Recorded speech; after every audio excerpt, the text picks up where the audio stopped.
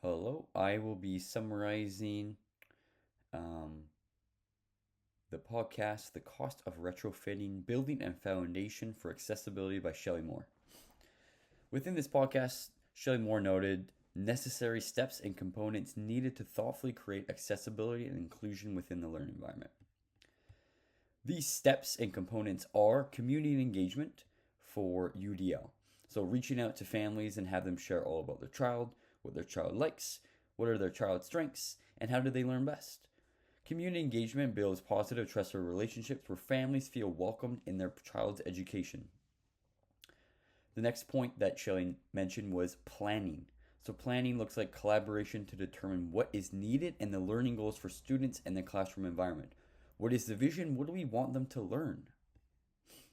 The design reflects the community and meets the individual's learning goals. So, is the design of the classroom, is it targeted to what is needed? The next one that Shelley noted was materials.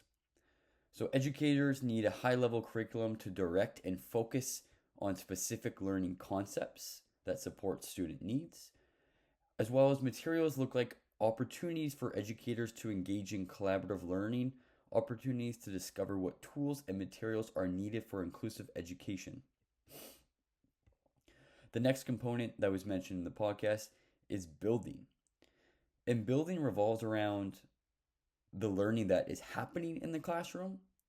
It also touches on that it is important that students have a choice in their own learning. So, do they want to work on a worksheet or do they want to use materials to show their learning? Do they want to share their learning orally? Do they want to work collaboratively when learning specific concepts? Finally, the last component is maintenance. And so maintenance is where educators are to reflect what's working, what isn't. Maintenance also refers to what is our data and observations telling us. Finally, maintenance looks like continuous conversations and collaboration where educators are refining the practices and methods to meet the needs of the students.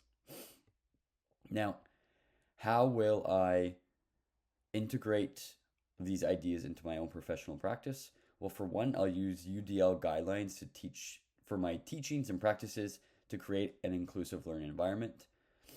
I'll ensure that I have intentional planning and design so I understand who my students are, what their strengths are, what their needs are, and how do I support them. Finally, I'll be responsive. Where are each student at with their learning? And what can I do and integrate into the classroom to support students with their barriers and needs?